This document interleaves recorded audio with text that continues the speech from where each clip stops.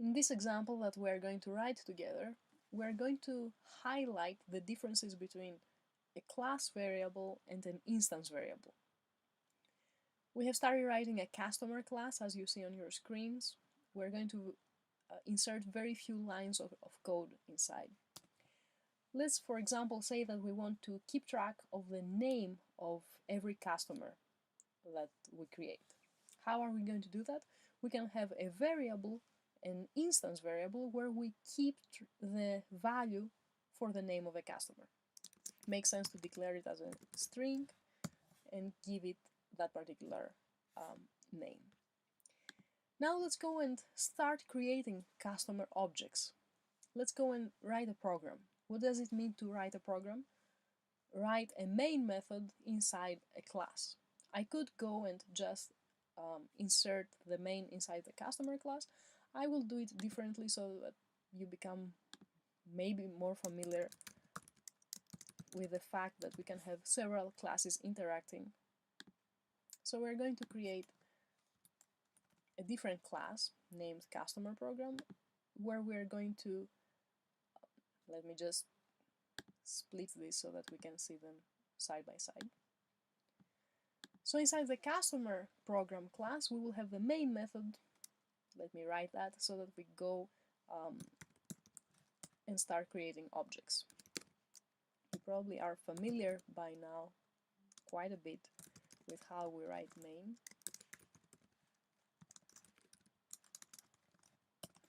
Great. So let's create our first customer object. How do we create an object? We use the new operator, and after that the name of the class.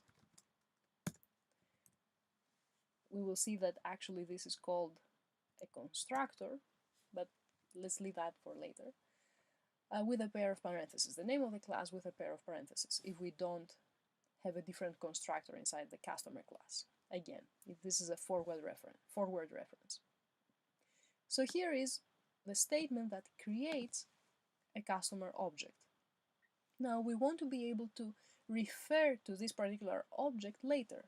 How can we do that?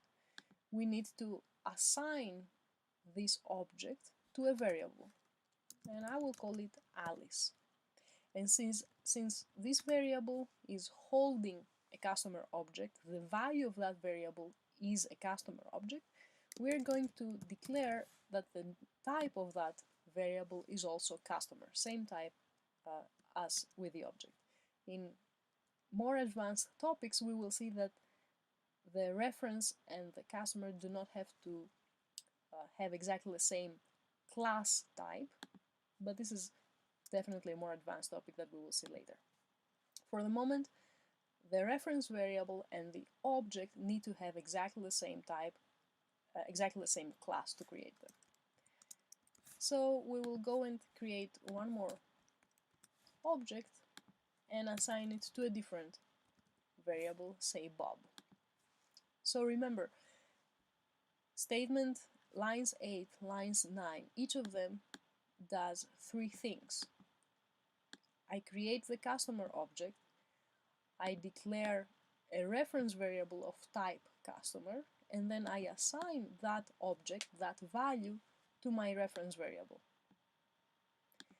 If you don't remember very well what references mean, what is the difference with primitive types, go back to those lectures that highlight the differences between primitive types and reference types.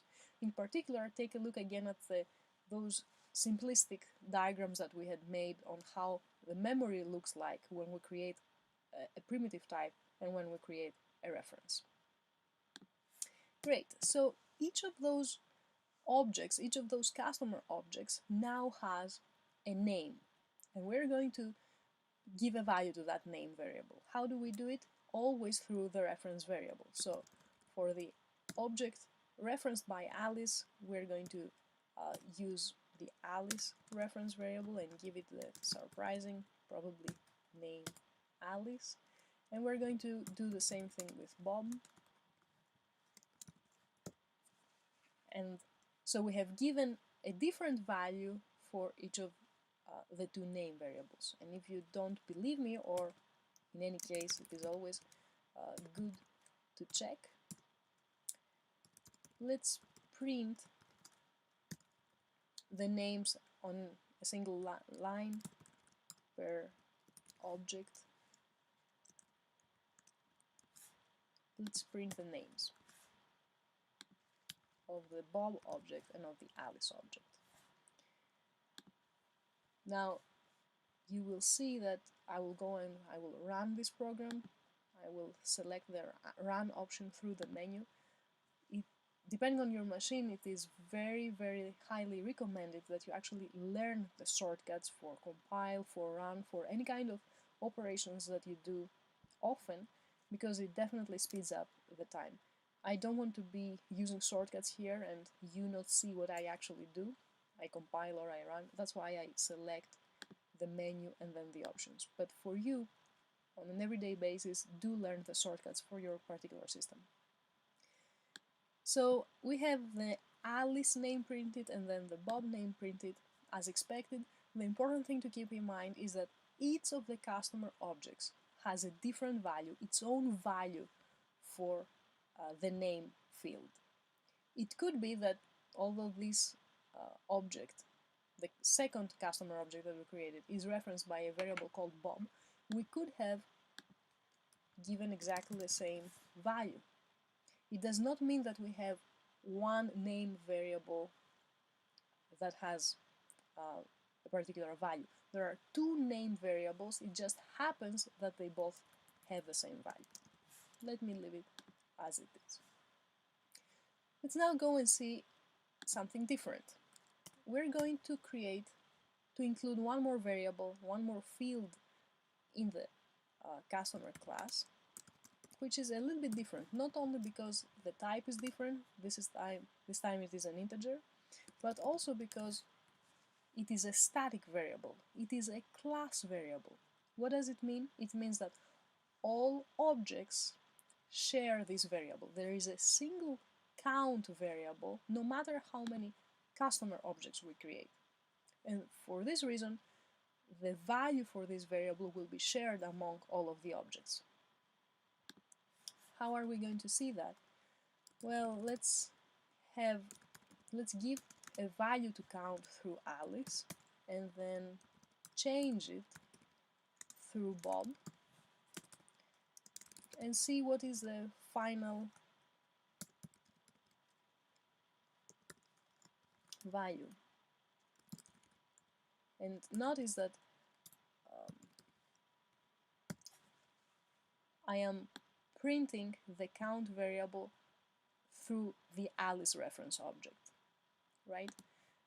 So when I provide a value to the count variable through Alice, I give 1. However, when I print, again I do it through Alice, but in between we have changed the count variable through the Bob object. So let's see what will be printed this time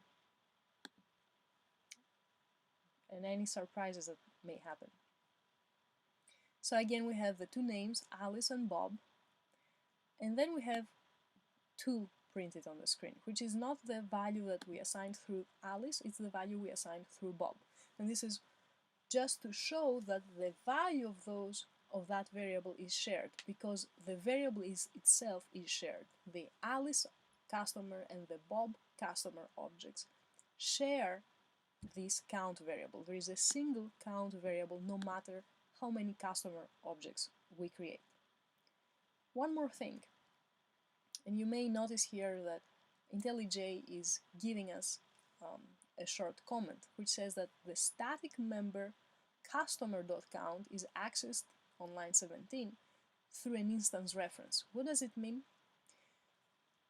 The count variable is declared as static. It is a static variable, which again means that all of the objects will have exactly one variable that is named count. It is also called a class variable. And because of that, we can actually access it through the class name. We can say customer.count. Not only that, even before we create any kind of object any kind of customer object, we can go and give a value to the count variable. It exists even if no customer objects exist.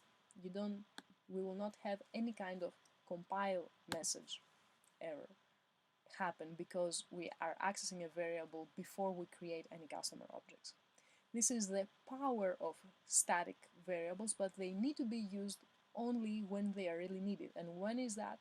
Usually when there is some kind of information sharing among customer objects, information passing among customer objects. For example, in this particular case, the count variable, we might be updating count every time we create a new customer object, just so that we know how many customers do we have. Every time we create a new customer, for example, we could be updating, increasing count by 1.